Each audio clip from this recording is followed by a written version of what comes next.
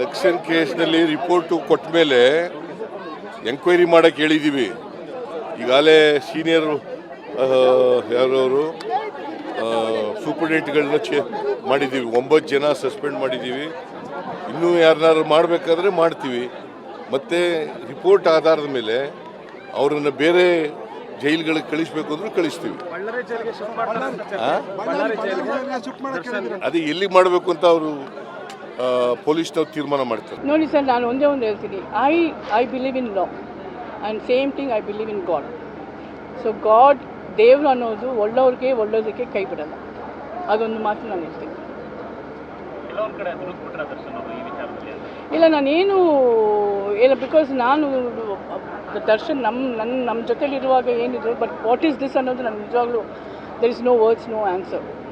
So ನಾನು ಅದ್ರ ಬಗ್ಗೆ ಏನು ಹೇಳೋಕೆ ನನಗೆ ಗೊತ್ತಿಲ್ಲ ನಿಜವಾಗ್ಲೂ. ನನಗೆ ಗೊತ್ತಿರೋ ದರ್ಶನೇ ಬಿ ಲೈಕ್ ಹಿ ಸ್ಟಿಲ್ ಈಗ ಎಲ್ಲ ಸೆಲೆಬ್ರಿಟಿ ಅಭಿಮಾನಿಗಳು ಎಷ್ಟೊಂದು ಅವ್ರ ಮೇಲೆ ಪ್ರೀತಿ ಇಟ್ಕೊಂಡಿದ್ದಾರೋ, ಎಷ್ಟೊಂದು ಅವ್ರ ಮೇಲೆ ಗೌರವ ಇಟ್ಕೊಂಡಿದ್ದಾರೋ, ಅಷ್ಟೇ ಮಟ್ಟಿಗೆ ನನಗೂ ಆರಾಧನೆಗೂ ದರ್ಶನ್ ಮೇಲೆ ಇದೆ. That is no doubt.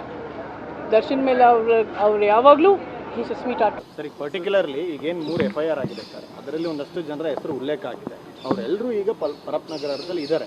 ಅವ್ರುಗಳನ್ನು dismantle ಮಾಡಿ ಬೇರೆ ಬೇರೆ ಕಡೆ ಶಿಫ್ಟ್ ಮಾಡಲಿಕ್ಕೆ ಏನಾದ್ರು ನೀವು ಮನವಿ ಪತ್ರ ಕೊಟ್ಟಿದ್ದೀರಾ?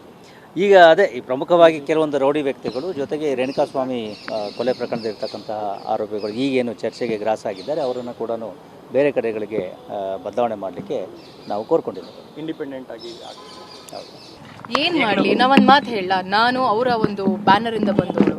ನನ್ನನ್ನು ಇಂಟ್ರಡ್ಯೂಸ್ ಮಾಡಿದ್ದು ದರ್ಶನ್ ಸರ್. ಆ್ಯಂಡ್ ಇವತ್ತು ನನಗೇನೇ ಹೆಸರಿದ್ರು ಅದು ದರ್ಶನ್ ಸರ್ ಇಂದ. ಅವತ್ತು ಒಂದು ಮಾತು ಅವ್ರು ಏನಾದರೂ ನೋ ಅಂತ ಹೇಳಿದರೆ ಪ್ರಾಬಬ್ಲಿ ಇವತ್ತು ರಚಿತಾರಾಮ್ ರಚಿತಾರಾಮ್ ಆಗಕ್ಕಾಗ್ತಿರಲಿಲ್ಲ. ಸೊ ನನ್ನ ಒಂದು ರಿಗಾರ್ಡ್ಸ್, ನನ್ನ ಕುಟುಂಬ, ಅವರ ಒಂದು ಋಣ ನನ್ನ ಇಡೀ ಫ್ಯಾಮಿಲಿಗೆ ಇದೆ, ನನ್ನ ಮೇಲಿದೆ. So yes. ನೀವು ಕೂಡ ಭಾವುಕರಾದಾಗ ಸಂದರ್ಭದಲ್ಲಿ ಧೈರ್ಯ ಹೇಳಿದ್ರೆ ಮೇಡಮ್? ಏನು ಅವರನ್ನ ನೋಡಿದಾಗ ಭಾವುಕರ ಆಗದೆ ಇನ್ನೇನು ಮಾಡ್ತೀವಿ ನಾವು? ಅಲ್ಲ, ಧೈರ್ಯ ನಿಮಗೆ ಧೈರ್ಯ ಹೇಳಿದ್ರೆ ಆ ರೀತಿ ಇದ್ರೆ ಖಂಡಿತವಾಗ್ಲೂ ಅವ್ರು ನನಗೆ ಹೇಳ್ರಿ, ನೀ ಆರಾಮಾಗಿರು ಅಂತ. ಸೊ ನೋಡೋಣ, ದಿನಗಳ ನಂತರ ಅಣ್ಣನ ನೋಡ್ದಂಗೆ ಆಯ್ತಾ? ಖಂಡಿತವಾಗ್ಲೂ. And so boss, we all are waiting for you. And ಆದಷ್ಟು ಬೇಗ ನಮಗೆ ಒಳ್ಳೆ ಸುದ್ದಿ ಸಿಗಲಿ. ಆ್ಯಂಡ್ ಭಗವಂತನ ನಾನು ಪ್ರಾರ್ಥನೆ ಮಾಡ್ತೀನಿ. ಆ ಥರ ಏನಿಲ್ಲ. ಸೆಕ್ಯೂರಿಟಿ ದೃಷ್ಟಿಯಿಂದ ಯಾವ ಬಂದಿಖಾನೆಗೆ ಹೋಗಬೇಕು ಅದನ್ನು ಅವರು ಡಿಸೈಡ್ ಮಾಡಿದ್ದಾರೆ. ಅವರು ನಮ್ಮ ಪ್ರಿಸನ್ ಅಥಾರಿಟೀಸ್ ಡಿಸೈಡ್ ಮಾಡಿದ್ದಾರೆ. ನಾವ್ಯಾರು ಕೂಡ ಅದಕ್ಕೆ ಇಂಟರ್ಫಿಯರ್ ಆಗಿಲ್ಲ. ಅದಕ್ಕೇನು ಸಂಬಂಧ ಇದೆ? ಯಾವ ಜಿಲ್ಲೆಗೆ ಹಾಕಿದ್ರು ಅಲ್ಲೊಬ್ಬರು ಉಸ್ತುವಾರಿ ಇದ್ದೇ ಇರ್ತಾರಲ್ಲ, ಅದಕ್ಕೂ ಸಂಬಂಧ ಇಲ್ಲ.